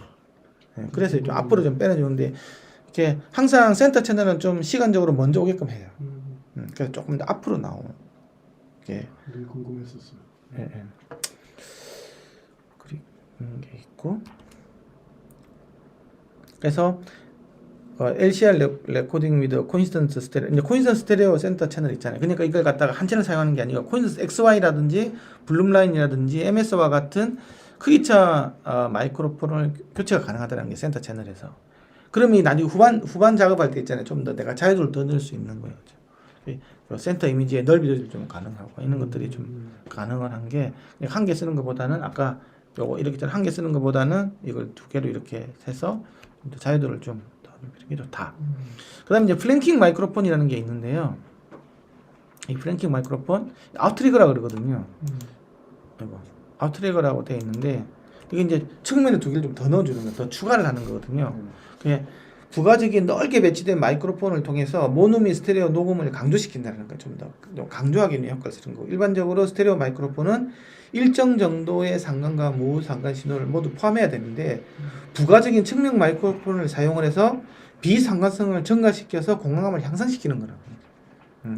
측면 마이크는 스테레오 이미지 중앙 구멍을 막는 센터 채널에 대한 상대로. 그러니까 내가 있더라도 센터 채널이 있기 때문에 이게 가능한 거예요. 멀리 떨어뜨리기 가능하다는 거지. 그래서 서로 이 센터가 있을 때 사용한다라는 거고요. 이 플랭킹 마이크로폰은 그러니까 근접 마이크로폰을 사용 시에는 그 저주파수 무상관성이 만들기 어렵잖아요. 그죠? 그러니까 좀 멀리 띄운 거. 센터가 있기 때문에 멀리 띄울 수 있으면 저주파수까지도 파장의 저주파수까지도 무상관성이 된다는 거죠. 그래서 이제 그걸 사용을 하는 거고요. 일반적으로 부가적인 측면 마이크로폰 신호는 좌우로 하드 패닝을 걸고 메인 센터 마이크로폰보다 6dB 정도 작게 이렇게. 그러니까 요걸 이 프랭킹을 더 넣는 거 이게. 센터는 이렇게 그러니까 여기는 이게 있고 그쵸? 이 있잖아요, 그쵸? 이것만 가지고 하면 너무 가까이 이렇게 있으니까 좌우는 있지만 이게 저주파수에서 상관도가 너무 높을 거니까 그치? 소리가 재미없을 거니까 요걸 해가지고. 근데 나중에 이제 그렇지만 이렇게 하는 방법도 있어요. 여기는 하이패스와 이 두 개 쓰고 로패스 하는 거야. 예를 들면 200Hz 이하만 이거 넣어주는 거죠. 저주파수만. 이렇게 하는 방식이 있어요. 그래서 섞어주는 거지. 그렇게 해가지고 저주파수에 대한 무상관도는 이게 저주파수만 넣어주는 게 여기서는. 재밌다. 예.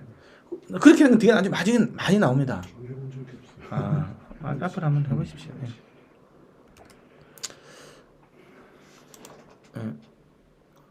다음은 스테레오 패닝인데요. 패닝에는 아까 크기 패닝이 있고요. 레벨 베이스드 패닝이 있고 시간 패닝이 있거든요. 딜레이 베이스드 패닝이 있는데 레벨 패닝 우리 일반적으로는 펜푸시 말하는 거야. 아까 사인, 코사인, 로 이런다 그랬죠. 좋은 패닝 시스템은 고정되거나 움직이는 음원을 양 스피커 사이에 정의시킬 때 센터 구멍이 일단 없어야 되는 거야. 센터 홀에 그렇죠. 이미지가 급격하게 이동함이 없이 부드럽고 연속적으로 제공하고 그 날카로운 가상 음상을 제공해야 된다. 음상이 이렇게 샤프하고 부드럽게 연속적으로 이렇게 아니고 푹푹 뛰는 거 없고 센터에 구멍이 없어야 된다는 거죠. 네. 그런데 이제 아까 스피커가 너무 많이 늘어나 버리면 내가 아무리 패닝을 잘 걸더라도 거기에 푹푹 뛸 수밖에 없는 거예요. 그래서 30도 이런 것들이 이제 돌려서 이야기하는 거고 아니면 넓게 한다 그러면 센터가 들어가야 되는 거고 막 이런 이야기도 있던 거죠. 스테레오 패닝 효과는 시간차, 뭐 지연차, 이퀄라이징을 통해서 이퀄라이징 이야기가 나오죠. 이게 왜냐 그러면 HRT 버스를 안 받기 때문에 이퀄라이징 해줘야 돼. 그래야 이게 붕붕 뜨는 게 없어지거든요. 이 붕붕 뜬다라는 말도 결국 홀인드 미드를 가운데 구멍이 뚫린 거랑 마찬가지이기 때문에 큐거를 줘야 돼요. 좀 궁금한 거는 네. 우리가 믹싱 어쨌든 음악 믹싱을 한다고 했을 때 네. 음악 믹싱을 한다고 했을 때는 사실 저희는 EQ잉을 정말 우리가 원하는 음색대로 하기 위해서 굉장히 미세하게 하잖아요. 그런 식으로 하는데 저거를 생각을 하기 위해서 특정 주파수를 빼야 된다는 게 어느 정도 정말 실제로 음악 엔지니어들이 할지 저는 살짝 아니, 저도 이게 보면서 대충은 마이크 테크닉들이 있는데 사실은 어떤 소스하고 마이크 간의 거리라든가 그래서 집 잡은데 마찬가지로 이 공간음들을 받아주면서 톤을 바꾸던가 그런 거에 대해서는 설명들이 별로 없더라고요. 굉장히 중요한데 이 거리감을 아까 인계거리 그런 게 굉장히 중요하죠. 네, 그러니까 그런 거에 대해서 그러니까 마이크 테크닉 쪽에서 이제 저희는 입장에서 봤을 때는 그런 책들이 하는 것에서는 테크닉은 어떻게 있는데 정작 중요한 거는 상황에 따라서 여기에 따라 톤이 엄청 그거는 네. 이제 답이 없기 때문에 그런 거예요. 그거는 이제 네가 해보면서 네네. 왜냐 그러면 홀 상황이 너무너무 다르잖아요. 네네. 또 악기 연주 군도 너무너무 다른 거고 대편성, 소편성부터 해가지고 네. 근데 이게 나중에 이야기 나오는데 이게 법칙이 이건 이론만 있는 거지 실제로는 답이 없다라고 돼 있어요. 네. 네가 이런 상황일 때는 이렇게 해서 근데 그 경우 수가 너무너무 다양하기 때문에 네. 그거는 이제 본인이 그 상황에 들어보면서 모니터링하면서 어느 게 좋을지는 선택의 문제라고 돼 있어요. 그러니까 코멘트라도 달아주면 되는데 그 전에 저도 이제 아주 어렸을 때 배울 때는 대부분 다 가까이 되잖아요. 그러니까 소스들이 다 앞에 있는 거예요. 그걸 아무리 앞에 있는 거를 뒤로 빼려고 해도 뒤로 빠지지가 않는 거예요. 그런 경우도 있잖아요. 이제 그런 건데 그런 거를 좀 이제 이 녹음하는 사람들이 알면은 이런 거라도 좀 알면은 이게 맞을 텐데. 녹음 엔지니어들이 네네. 다 이렇게 일종의 사사처럼 이렇게 해서 배우잖아요.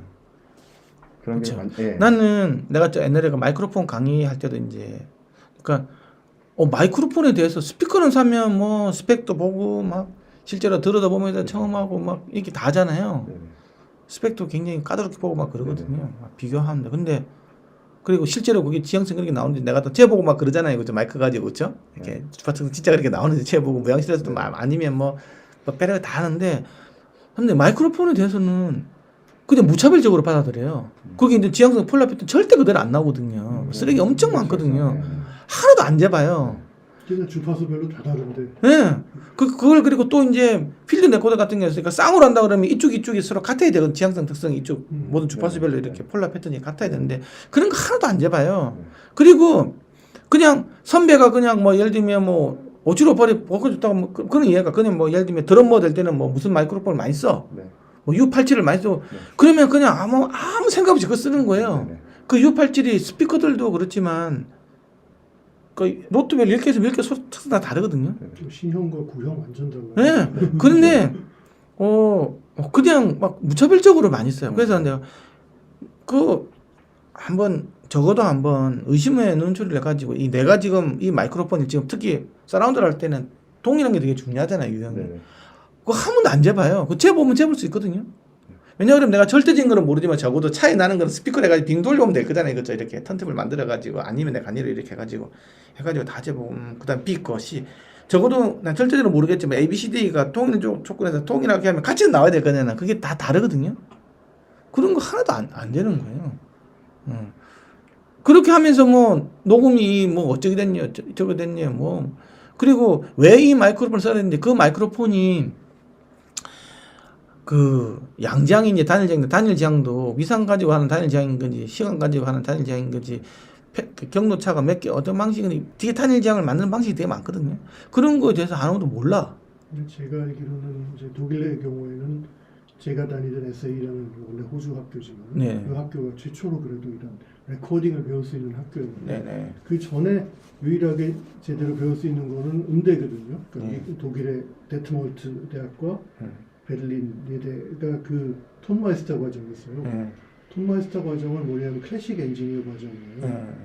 거기에는 일단은 뭐 나이 제한도 있고요. 30 넘으면 아예 들어가지도 못하고 그다음에 그 수학과 물리학 성적 이런 거 다 A뿔 아니면 못 들어와요.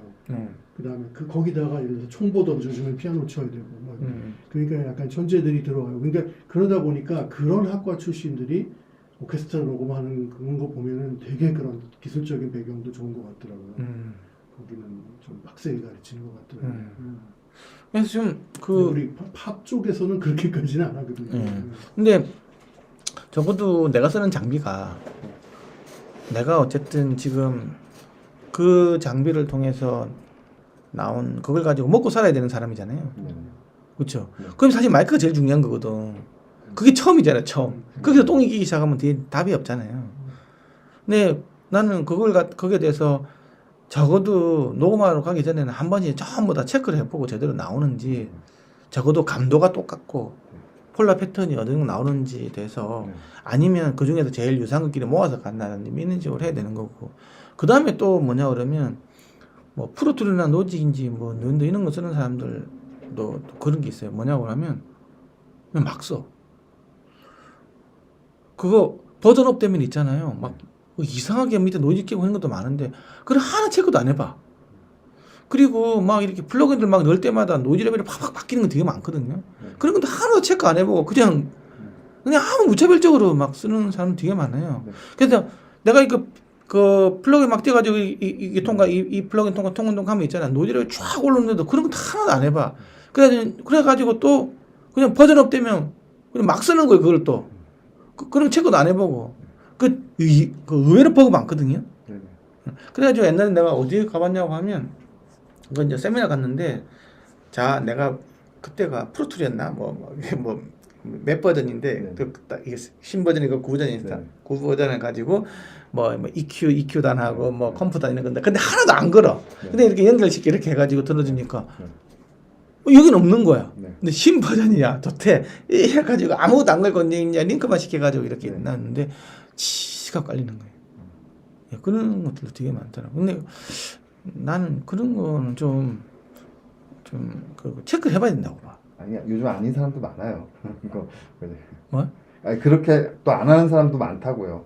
안 하는 사람들이 무슨? 그러니까 체크하는 사람도 많다고요. 체크하는 사람 많다. 체크는 의외로 그러니까 체크를 해야 된다는 게 내 이야기는. 디테일하게 하는 사람들도 꽤 많아요. 엔지니어도 점점 더 좀 그렇게 가더라고요. 그리고 본인 그 케이블 이런 거 있잖아요. 단자 있는 것들도 다 찍어보고 지가 직접 다 납땜하고 있잖아요. 그리고 적어도 기본 장비 가지고 있잖아요. 요즘에 그냥 REW 있는 것들 무료로 측정할 때 엄청 좋은 장비 많거든요. 스피커하고 다 측정 다 할 수 있는 근데 공짜로 할 수 있어요. 내가 오디오 인터페이스하고 근데 스피커 마이크는 있으니까 그거 가지고 마이크 측정할 때는 스피커 가지고 마이크 바꾸면 되는 거잖아요. 그렇죠? 또 그쵸 반대로 할 때는 반대로 하면 되는 거 그런 거 다 있기 때문에 물론 내 AP 장비 이런 걸 가지고 진짜 뭐 디지털이 뭐 어떻게 이런 것까지는 볼 수는 없겠지만 적어도 음향 관련된 거 측정이 다 가능한 거거든. 그런 것들 좀 나는 많이 케이블도 진짜 넣어가지고 오디오 인터페이스 쓰면 인풋 아웃 바로 꽂으면 되는 거잖아요. 그렇게 해가지고 정기적인 측정도 하고 스피커로 내가 음향 측정도 하고 룸도 측정해보고 하는 이런 것들을 좀 많이 해보는 게 좀 필요한 것 같아요. 뭐 그냥 뭐. 그러니까 그런 거 다 아는 사람은 훌륭한 이제 엔지니어 되는 거고 그냥 아는 엔지니어들이 믹싱할 때 그 룸이 어떤 가속 특성 있는지 확인도 안 하고 해요. 응. 근데 그렇게 하면 이제 뭐 그게 이제 그게 되는 거지. 이제 그렇게 되면 이제 뭐 A급, B급, C급이 나눠지는 거 기준이 되는 거겠지. 나는 기본적으로 사운드 엔지니어가 되면 엔지니어잖아요. 엔지니어는 오퍼레이터가 아니거든요. 그냥 누가 던져주면 운영하는 사람이 아니거든. 근데 나는 너무 오퍼레이터만 가르쳐주고 나오는 애들 너무너무 많은 거예요. 적어도 이게 노이즈 생기면 왜 생기는지 몰라. 관심도 없어 일단은. 해결할 수 있는 능력을 가진 게 엔지니어잖아요. 뭐 문제가 생기면 해결할 수 있는 그러면 공학적인 지식이 있어야 되는 거잖아요. 그 오퍼레이터하고 엔지니어가 무슨 일을 해결할 수 있냐 없냐 그 차이거든요. 이렇게 어떻게 보면 간단하게 본다고 하면. 근데 너무 그런 거를 돼서 고민 안 하고 나와야 돼. 그냥 가장 이상적인 상태에서 그러니까 나 같으면 전부 다 분해가지고 탁 던져주고 야 딱 계산해가 딱 나오게 해봐. 1시간 시간을 주겠어. 다 찍어보고 있잖아요. 다 해봐. 네가 전원부터 다 전기 끌어오르는 것부터 해가지고 납땜부터 해가지고 탁 던지고 단자 던지고 다 납땜해가지고 이렇게 해가지고 딱 해봐. 자 다시 분해. 다시 다 해가지고 그다음에 삐져 딱 해가지고 내가 딱 나오고 딱 이렇게 나는 그런 게 좋을 것 같아. 굉장히 아무리 복잡한 거라도 배선공서부터 해가지고 한 번은 그냥 쫙 해보는 거지. 뭐 7.1 엄청나게 어려운 네트워크 코드라도 한 번은 다 해보는 게 중요하거든요. 그리고 그거 뭐 이렇게 인터넷 써내는 것들도 다 한번 찍어보고 있잖아요. 납땜하고 다 결선이 어떻게 되는 건지 이런 거 다 해봐야 되거든요. 나는 근데 그렇게 하기에는 학교 커리큘럼 시간이 너무 부족해. 전문대 2년에서 그걸 너무 하기 너무 힘들더라고. 옛날에 애들 한번 그런 거 한번 이야기를 해보면. 그러니까 하면 너무 좋죠. 나는 그러고 보면 음향하려면 진짜 6년 필요해. 그렇죠? 6년. 어쨌든 뭐 시간이 많이 필요하긴 해요. 이제 점점 더 그러니까 오디오 엔지니어링이라고 하는 부분이 이렇게 분업화되는 부분도 있는 것 같아요. 그러니까 점점 더 예를 들어서 그런 거를 할 줄 아는 사람들은 메인테넌스 엔지니어들이 많이 따로 있고 음악가들은 이제 믹싱 엔지니어는 조금 더 그 창의적인 믹싱에 더 그거 하는 것 같고 뭐 저만 해도 사실은 말씀하시는 거 잘 몰라요. 저는 그런 공학적인 배경이 부족한데 그것보다는 지금 있는 도구 가지고 그래도 그러니까 창의적인 믹스를 하는 거 그런 쪽으로 이제 약간 프로듀서 개념으로 많이 가져요. 좀. 네, 근데 분업이 되는. 그런데 이제 어쨌든 이제 실제 필드 나가면 별의별 일이 다 생기는데. 네네. 근데 예를 들어서 이수영 교수가 이제 동아방송대에서 그 라이브명 하는 애들 가르치는 그런 얘기 들어보면 그런 거 확실하게 가르치는 것 같더라고요. 근데 이제 그 지금은 이제 3년 과정도 막 생기고 하니까 좀 나은데 네. 진짜 2년은 진짜 동아방송대 사진 아니에요 지금? 그냥 그 옵션일 걸? 3년도 2년 내 나온 애들도 있고 뭐 옵션 해가지고 올라가면 이제 3년을 할 수 있다라는 거지 다 3년을 다 하는 건 아닌 것 같은데 나 정확하게 모르겠어요. 근데 신입생하고 졸업생밖에 없잖아요. 전문대 과정이라는 게 그거 가지고는 진짜 너무 힘들다라는 거냐 가르기. 진짜 불쌍히 애들 배우는 거 보면 진짜 점심 먹을 시간도 없이 배우는 거예요. 정신없이. 그리고 방학 때는 실습 엄청나게 좋은 실습 시간인데 다 알바하고 있어. 뭐 식당 가서 그릇 닦고 있고. 그렇게 하니까 뭐 제대로 안 되는 거지. 자, 그다음에 펜폭 같은 경우는 사인 코사인 법칙을 사용을 해서 정기적으로 일정한 파워를 유지하면서 두 채널 사이에 패닝을 적용할 수 있다. 아까 이야기했고요. 사인 코사인. 45도 스피커의 배치의 경우에는 패닝 각도보다 음성이 더 이동이 돼요. 그래서 이제 가운데 균형이 막 생기는 거죠. 그래서 음성 대역이 있잖아요. 특히 100에서 1000Hz 있잖아요. 여기서 음성 정의가 주도적으로 작용을 하는 거예요. 그래서 그 ICLD 패닝이 음악음의 길이 및 높이의 무관하게 기본적으로 잘 작동을 해요. 대신 스피커 각도도 많이 벌어지면 안 된다는 거예요. 딜레이 패닝. 그래서 사실 이게 제일 많이 쓰는 거야. 그 우리가 크기차가 지금 다 크기 패닝하는 거잖아요. 지연 패닝인데 파면에 도달하는 시간이 음원의 위치를 결정한다. 지연 시간은 에코 감지 2인계치 이하여야 된다. 근데 당연히 이제 그 이야기한 거 보통 0.2에서 2mm 정도 일반적으로 많이 쓴대요. 음악의 경우 전반적으로 시간 패닝이 잘 동작을 하지만 모노음이 원치 않는 컴퓨터 효과가 되어지는 단점이 있다. 생각을 잘 해봐야 된다.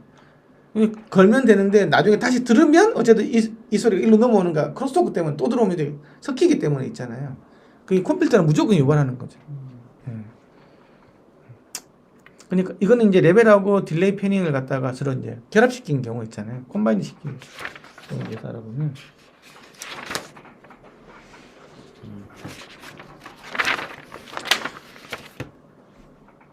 그러니까 하나 사용하는 경우보다는 좀 더 자연스러운 음성 정의가 가능하다. 일상적인 정치 환경에서는 동일한 음향 신호를 받지 않지만 이어폰 및 스피커를 통해서 스테레오 신호를 보내갈 경우는 일상적으로 이게 이제 동일한 신호를 많이 발생된다는 거지.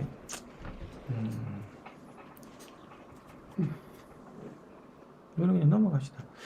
그 스테레오 이제 강화 효과인데 수도 스테레오라 그래가지고 있잖아요. 이거 유사 스테레오죠, 그렇죠? 모노 신호를 MS 프로세싱을 통해서 유사 스테레오 입체감을 만들어 줄 수가 있다.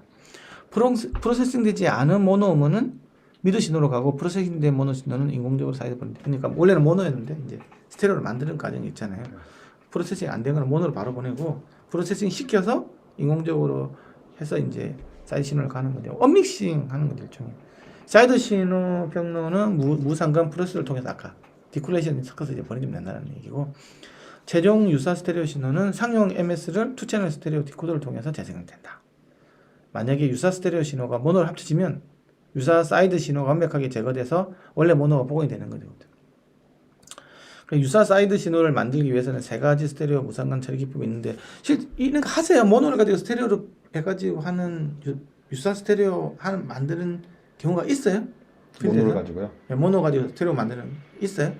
뭐 뭐라고 비슷한 거 뭐 저런 거 할 때 가끔 써요. 보컬 뭐 얘기할 때 하나 더블러 효과처럼 내거나 아니면 좀 그럴 수도 있고. 저는 이제 기타를 한 번 쳤는데 이 가운데 사이드로 양쪽으로 빼고 싶을 때 한쪽에는 시간 차이를 주는 뭐 그런 거는. 네, 지금 그 이야기예요. 그렇게 이제 중요한 거는 모노는 근데 모노로 하는 문제인데 유사 사이드를 만들어야 될 거잖아요, 그렇죠? 이제 그걸 만드는 방법이 세 가지가 있어요. 세 가지가 있는데 하나는 이퀄라이제이션 효과를 통해서 스프릿 시키는 게 있고요. 이제 몇 가지 더 있는데 그 다음에는 딜레이하고 잔향을 가지고 스프릿 시키는 방식이 있는데 일단은 이퀄라이제이션 이펙트를 하는 걸까요? 유사 스테레오 이미지를 만들기 위한 무상관 신호를 효과적으로 만들기 위해서 필터 혹은 이퀄라이저를 사용을 하는데, 스테레오 주파수 분류를 위해서 저주파수 통과 필터를 사용해서 왼쪽 채널에는 저주파수 신호를 보내고 오른쪽 채널에는 고주파수 신호를 하는 거예요. 하이로 해가지고 이렇게 분리시키는 거예요. 그런 건 안 해봤네. 예. 주파수 분리 효과는 멀티밴드 파라메트리고는 그래픽 클라를 통해서 가능하다. 그러니까 로패스 하이패스 해가지고 왼쪽 오른쪽을 보내주는 거예요. 이는 이퀄라이저를 사용하는 방식이 있고, 그 다음에 이제 콤빌트 이펙트를 이용하는 방식이 있어요. 짧은 지연 시간을 가상 사이드 신호 경로에 삽입을 해서 스테레오 분리 콤빌트 효과를 만들어준다. 좌우 채널에 서로 다른 일정한 간격의 콤빌트링을 신호 입력 신호에 부과한다. 좌우 채널이 서로 모노분을 합칠 때는 콤빌트 효과가 완벽하게 상쇄되어서 원래 모노음을 복원 가능하다. 이게 무슨 말이냐고 하면, 이게 무슨 말이냐고 하면 다른 헷갈리죠. 시간을 주면은 예를 들면 이런 거예요. 컴퓨터를 그리면 이제 컴퓨터가 어떤 딜레이가 컴퓨터가 생길 거잖아요. 컴퓨터가 생기면 이런 게 생겨요. 이런 식으로, 그렇죠? 네. 이게 죽잖아요. 그렇죠? 예를 들면 1kg, 2kg, 3kg가 죽는다고 볼게요. 그렇죠? 근데 라이트에는 지연 시간을 이쯤에 그 세야 되는 1.5kg, 이쯤에서 3.5kg가 그 노치가 생기도록 만드는 거예요. 시간을 다르게 해가지고 한쪽으로는 노치가 이렇게 생기면 그다음 노치는 이렇게 생기게 하는 거예요. 엊그제가 서로 섞으면 서로 없어질 거잖아요. 그렇죠? 그러니까 그런다고 완벽하게 없어지나요? 아니죠. 서로 이게 노치가 겹치면 특정 주파수가 확 죽어버리는데 이렇게 돼버리면 이 상황이 달라지는 거잖아요. 여기서 커졌던 부분이 여기서 줄어들고 막 이런 거니까 뭐 거의 비슷해지게. 예, 거의 비슷해진다는 거죠. 그래서 원래 모노음이 복원이 가능한 거예요. 하지만 이게 이게 스테레오 성분이 만들어진 거죠. 하지만 사이드 이펙트가 안 생기게끔 간격만 조절을 잘하게끔 이런 방식이 있어요. 플러그인들이 많이 있으니까요. 아, 근데 어떤 플러그인이 그런 거? 웨이브즈 가지고 계시면 그쪽에 뭐 코러스 계열이나 모듈레이션에서 보면요, 최근에 나온 것들 보면은 조정하는 것도 꽤 많아요. 네. 그러니까 이거는 뭐 이 안에 어쨌든 네네. 플러그인 찾아서 하면 이런 거 다 네네. 있을 거예요. 네. 그래서 또 딜레이란 잔향 계열이 있는데 20에서 50ms의 긴 지연 시간과 잔향을 삽입해서 가상 사이드 신호를 제작해서 입체적인 스테레오 효과를 만드는 방법도 있어요. 그러니까 딜레이를 쓸래, 컴퓨터를 쓸래, 그 다음에 조패스, 하이패스 쓸래, 이런 식으로 해가지고 모노를 스테레오를 만들 수가 있다고. 이런 것들 아마 이펙트, 뭐 공간계 이펙트 있는데 다 있을 거야. 그래서 스테레오 위드스 있잖아요. 위드스 이랜스먼트 이제 스테레오 넓이감을 확장시키기 같은 경우에는 XY를 MS로 전환시킬 경우 미드와 사이드 신호가 레벨을 조절해서 스테레오 폭이 이 정도 조절이 되는데, 사이드 채널을 증폭하면 스테레오 이미지가 넓어지고 사이드 채널을 줄일 경우에는 스테레오 이미지가 좁아진다. 이게 다 아는 얘기고, 미드 신호의 고주파수 성분을 증폭시키면, 미드 신호의 고주파수 있잖아요. 증폭시키면 센터 프로그램이 강조가 되고, 사이드 신호의 저주파수 성분만을 강조하면 공감이 강조가 돼요. 이런 식으로 해서 그냥 레벨만 적용하는 게 아니고 EQing까지도 해가지고 있잖아요. 좀 더 효과를 낼 수 있는 거죠. 그리고 이퀄라이저라든지 컴프레서라든지 딜레이라든지 잔향과 같은 다양한 가상 효과를 적용을 하여 다이나믹 혹은 정적인 스테레오 효과를 만들어 줄 수도 있다. 그래서 미드사이드 프로세싱의 유효성은 프로그램에 크게 의존하기 때문에 어떤 음문을 사용하냐에 따라서 많이 달라진다는 거. 딜레이 베이스드 이펙트 앤드 리버브레이션. 이거는 이제 뭐냐고 하면 그 엔벨로프감 있잖아요. 포유감을 증가시키기 위해서 잔향 및 지연 처리를 모노 및 스테레오 음원에 적용한다. 드라이음은 한쪽으로 패닝을 걸고 있잖아요. 반대쪽에 잔향과 지연을 걸어가지고 자연스러운 스테레오 음을 만드는 거예요. 예를 들면 색스폰을 한다 그러면 왼쪽에는 색스폰에 직접음만 나오게끔 하고 이제 오른쪽에다가 있잖아요. 이제 그거 잔향하고 지연을 걸어가지고 있잖아요. 내주는 거예요. 예를 들면 이런 거죠, 이런 거. 색스폰이 있는데 왼쪽에는 있잖아요. 그 색스폰에 다이렉트만 해주는 거예요.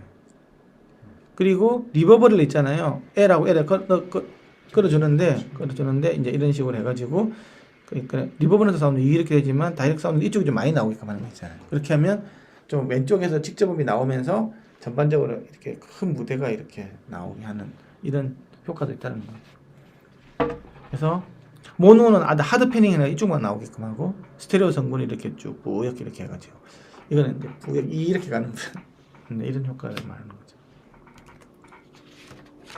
서머리. 그 이머시브 효과는 스테레오에서도 만들어지고 인지가 가능하다. 어느 정도는 지향성, 거리, 스펙트럼, 위상, 환경 정보를 조합한 녹음 및 스테레오 혹은 스펙트럼, 딜레이, 위상, 잔향 프로세싱과 같은 미드사이드 프로세싱을 사용한 정기적인 처리를 통해서도 가능하다. 입체적인 스테레오 효과는 청자의 바이노럴 음인지에 기반을 두며 청자의 전면에 배치한 스피커를 통해 실제 청자를 둘러싼 실제 음원이 아닌 가상 음원 및 공간을 만들 수가 있다. 이러한 스테레오 이론이 거대한 구성 내에서 스테레오 서브 시스템으로 동작한다면 복잡한 멀티널 시스템으로 적용이 가능하다. 결국은 이 이론이 그대로 나중에 5.1 그대로 이머시브에 옮겨갈 수 있다는 거예요. 나중에 똑같은 것들이 계속 반복되거든요.